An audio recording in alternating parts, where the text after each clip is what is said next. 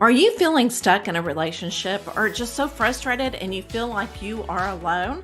My next guest, Rachel Burch, has created a podcast and it's Love Before 100. And it's such a great podcast because if you're feeling lonely, it's almost like watching Sex and the City, is that you feel like, oh my gosh, I feel like exactly how the storyteller feels. And if you really enjoy listening to how people are inspired in creating podcasts or anything that really shows them who they truly are to you, this episode will be for you. So I hope that you enjoy the conversation that Rachel and I had. Rachel, how are you? I'm so good. How are you?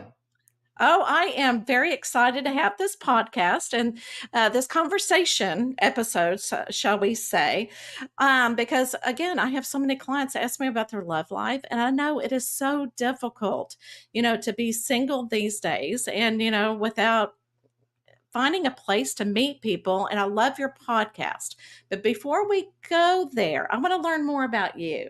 Okay. So, you were young and you go, oh, you know what? I'm going to be a lawyer. I'm going to conquer the world.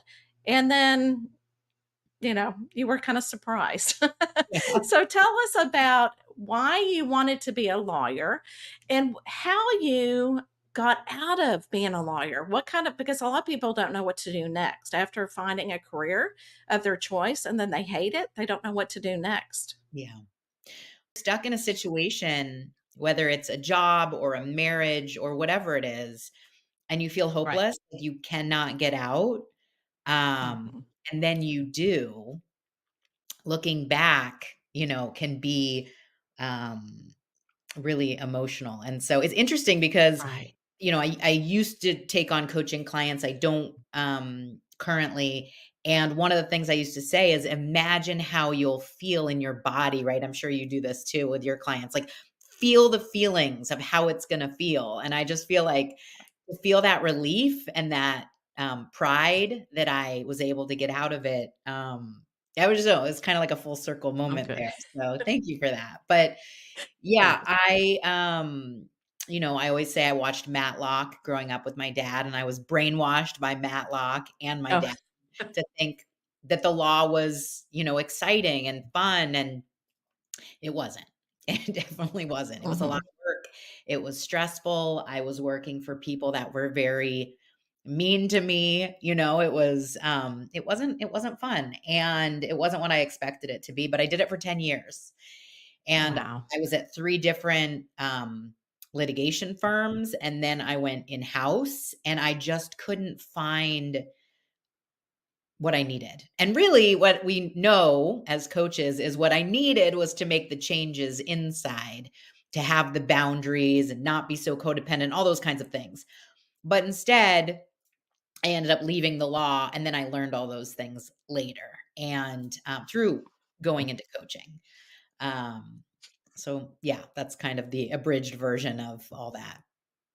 And I think it's so interesting because a lot of people do find based on our beliefs, we're supposed to go to college.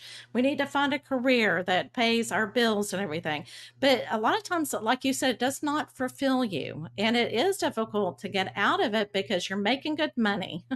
And it's so hard to take that leap of faith. But once you kind of like in your video, you're looking in the rearview mirror, everything is behind you basically, so that you can move forward.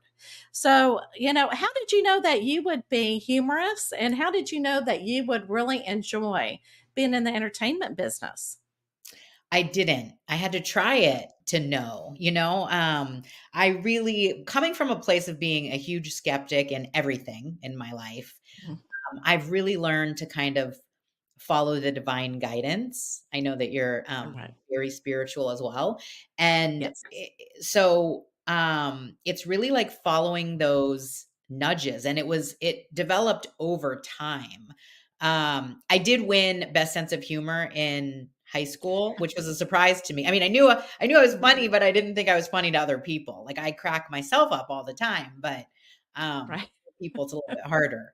So, winning that definitely gave me that encouragement. If you're going to get into comedy or entertainment, it's always good to know that you're also funny to other people. A lot of people, so many people will come up to me and be like, "Oh, always wanted to try stand-up comedy." And I'll engage with the person for a few minutes and I'll go, "Oh, well, I'm not really seeing the funny side." Not like judging, but you know what I mean? Like some of the funny Yeah. is usually part of who you are. And then in stand-up comedy, they teach you how to harness it. It's kind of like in the law. They teach you how to think like a lawyer. In the stand-up comedy classes, they really teach you how to perform like a stand-up comedian. And so you take these skills and then you marry them with natural personality traits. That's for me what made it so much easier. I mean, yes, people that Yeah. aren't naturally, these things can succeed in the law or in stand-up comedy, but it was kind of like just an extension of who I was. And so I think that's why I hadn't thought of this before, but based on your question, I think that's why it did come naturally. And I did have success in those areas because it just appealed to part of who I was. Maybe the higher self then said, let's go in this direction. And I said, okay. And together we all, did it. So yeah. And that is so important to listen to your higher self and your intuition and follow that. And I think a lot of people do, their ego gets in the way and they start questioning it and so forth. So good for you to saying, yes, I think I want to move forward. Yeah. That Well, and type of thing. it's never like, "Oh, this is a clear voice for me," right? I'm like, Right. "Who's saying that? Is that my fear? Is that my ego? Is that, like, my childhood stories? Is that my intuition?" There's, like, a whole committee in there. So, yes, I was able to follow it, but I just wanna say for your listeners, and for myself, Yeah. it's not Right. always this, like, booming voice. You really Mhm. have to pay attention. And like you said, experiment to see where you find your essence, where you find yourself. Yeah. So, absolutely. So, let's go ahead and dive into, and I love your podcast. So, Love Before 100. Yeah. Now, tell us what inspired you to do this and how did you come up with this concept? Everybody that does podcast, they come up with a concept again to show them people who they truly are and have an audience. So, what is the idea behind it and your inspiration behind it? So I had a previous podcast called The Transformation Maven, and it was me doing solo episodes, and then I always had guests, very similar to your show. Okay. And I had 67 episodes of, transformation. Right. And whenever I would get tired from putting out weekly episodes, I would go on hiatus. Okay, season 2 has ended, right? Like all of a sudden, I'm like, I've had enough. The season's over. Right. I'd wait and then launch a new season. So I think I had about 4 seasons. And I was in the place of contemplating launching season 5. I was ready to start. And I had all these ideas about season 5 Transformation Maven. And I was going to do maybe 1 or 2 episodes about transformation through dating, right? I thought, ugh, it's awful. I have to make it appeal to who I am as a person. I love growth. So I'm going to learn about personal growth through dating, right? Trial by fire. And I'm going to do a couple episodes on it. And I have done seasons where I've worked with a personal like a virtual assistant, and I've done seasons where I do all the editing and I do my own stuff. And Yeah. so my virtual assistant, who was amazing, retired to start teaching people how to be podcast managers. And so one day I was on a walk and I got this divine guidance. I'm going to ask her to refer her top client, and I'm going to hire that person to do my podcast. And as I continued to walk, I thought, no, I'm going to go online and find out how much does a podcast manager make, and I'm going to offer her like double. I'm just going to bring her back so she can work with me just for like another season. So I come home, I go in, I type in, podcast managers and what they're making. And I start looking, and the third one down is located in my same city and is in Australian. And I love Oh, Australians. And so I was like, oh, this is a sign. They're Australian and they live here. So I scheduled a meeting with him turns out he was the post-production producer on The Bachelor Australia. Oh, And yeah, and also The yeah. Voice Australia, and also The Biggest Loser Australia. So with my podcast, I call it part reality show, part rom-com, part TED Talk, and he really appealed to that reality show component. So I had an interview with him and I ended up hiring him. I thought this was a manifestation. This was God Yeah. putting him in front of me. So I Awesome. told him all the different ideas that I had. And he was the one that said the bucket list idea is the most interesting. It's not, there's not a lot of that out there. You know, maybe we should play with that. And I thought, you know what? I can still talk about transformation and I'll just put it through the various bucket list items, right? If I do a lap dance class and that makes me want to throw up because I'm being vulnerable, you know, I can talk about getting outside my comfort zone and checking something off the list.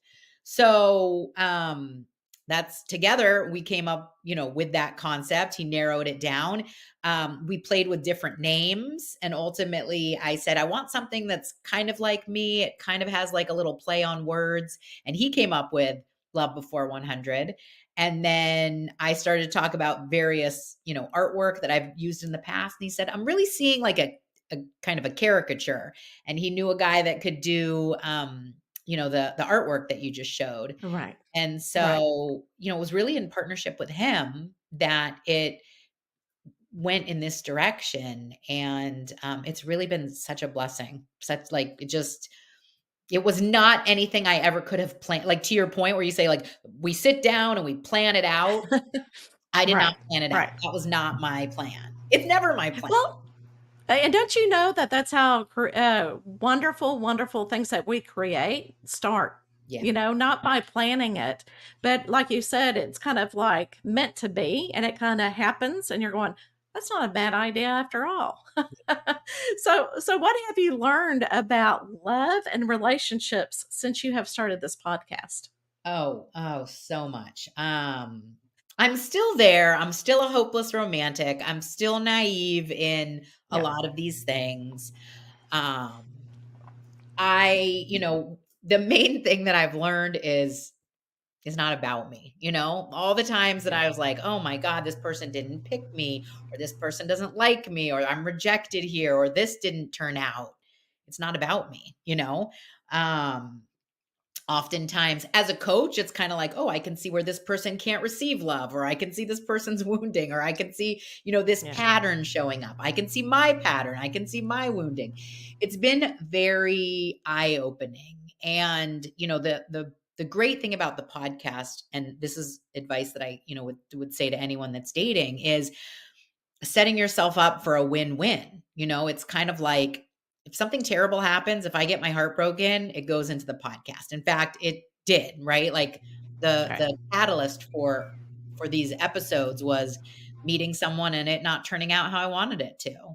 And I put all that in there because like you said in the intro, I was working with clients at the time and the same things were happening to them and I thought, you know, it feels so lonely and you think you're the only Yeah. one and you take it personally, Right. and like, that's just the nature of the game, especially if you're on a dating app.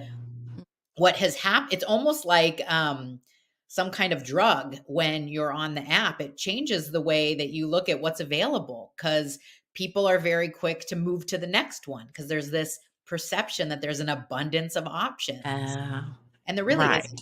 Um, and so I've learned just so much about human nature and myself. I've gotten to a point almost, not there yet, but almost, where it's like, you know, I would be totally fine if I didn't find it. And when I started, I thought I'm just a lover. I need a, you know, I'm not somebody that's always in relationship at all, but I've always craved relationship. And so I just thought that's who I was. And what I'm learning now and what season 3 is about is getting all my needs met, in all the needs that I want met in a relationship in other ways, and how satisfying that can be too.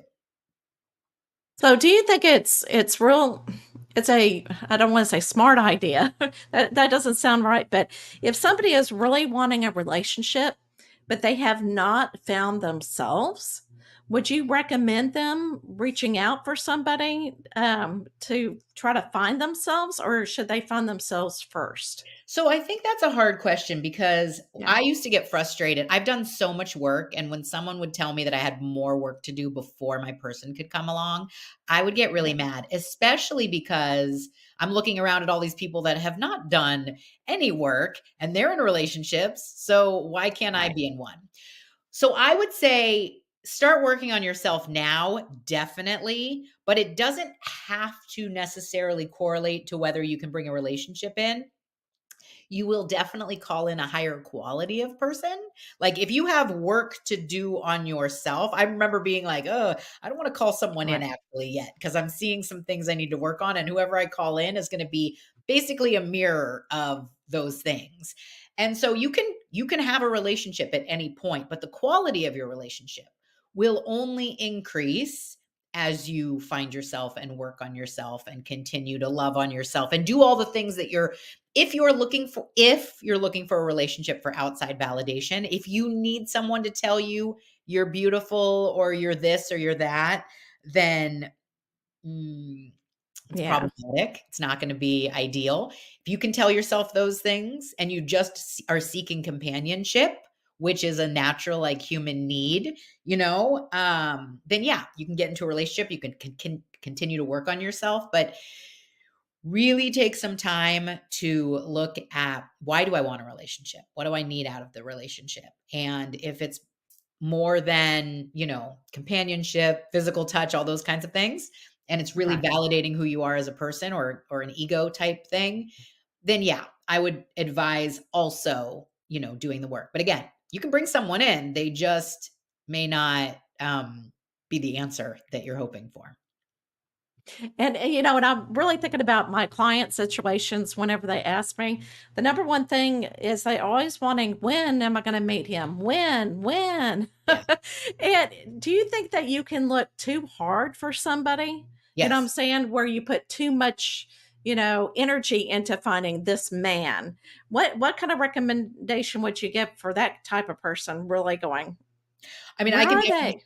Yeah, I can definitely say that's something that I've done many, many times. And I think as someone Right. that gets advice from people, it's a lot easier to receive that advice from somebody that's in that boat and not in a Right. relationship. Nothing makes me crazier than having, somebody. I had a woman that I was learning some like dance stuff from.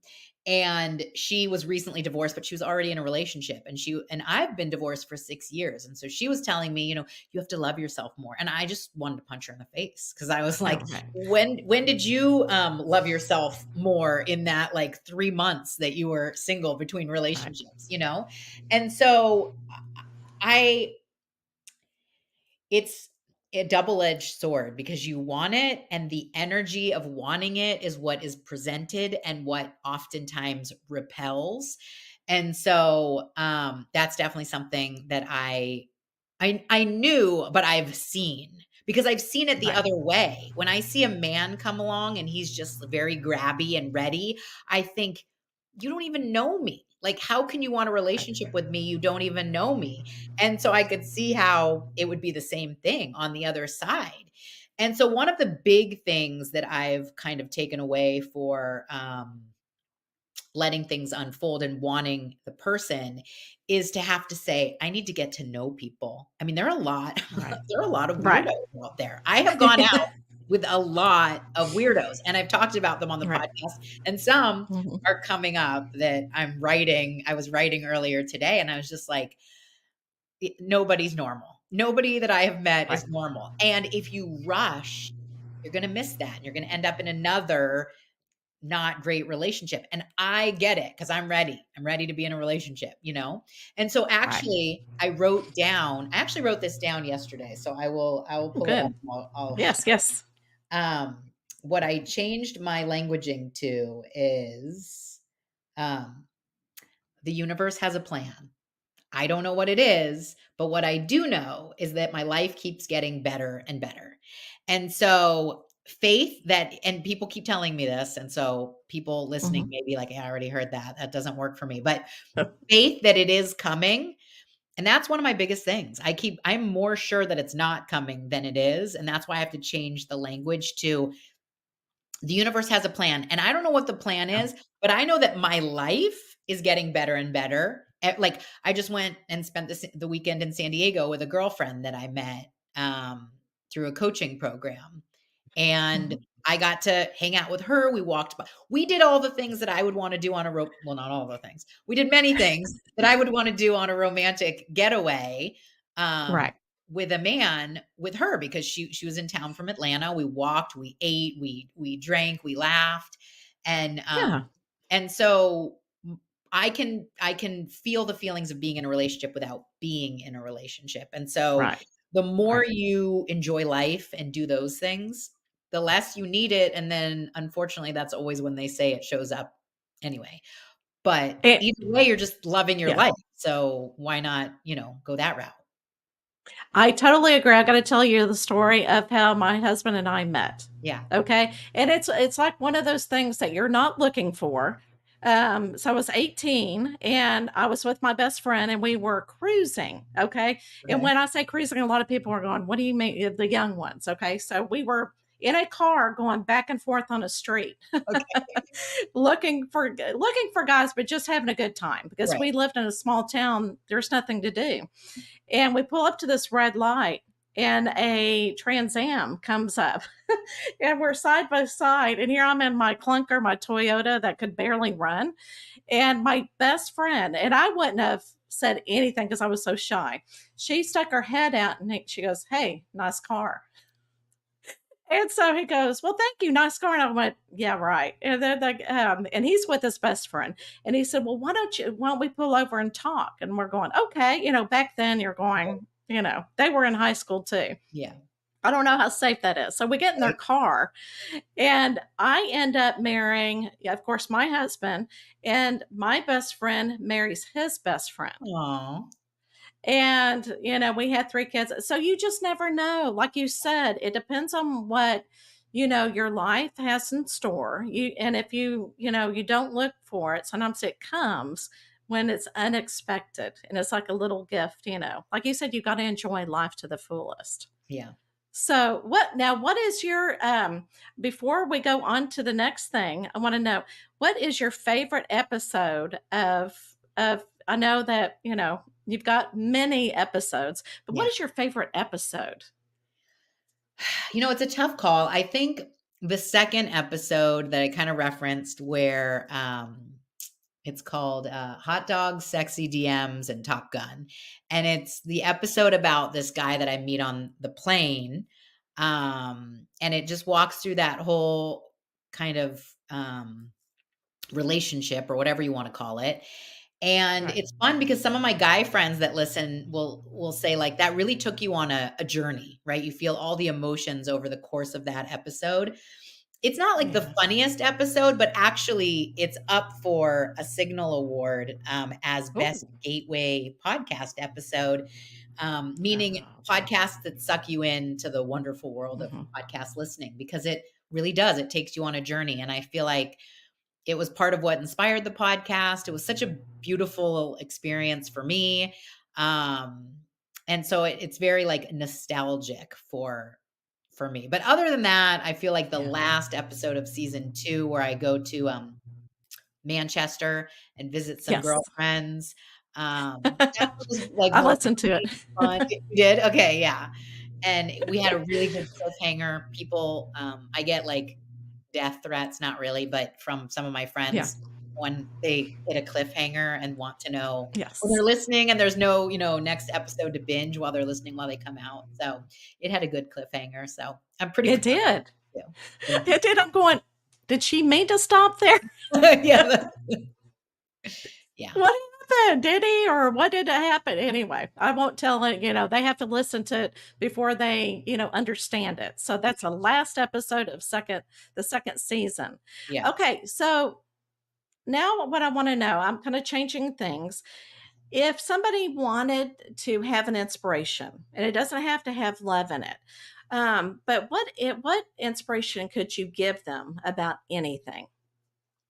Well, my favorite mantra and one that I teach my boys are 7 and 14, but I've been Oh, talking about cool. this for years, and they use it Okay. against me sometimes, is, everything's always working out for me.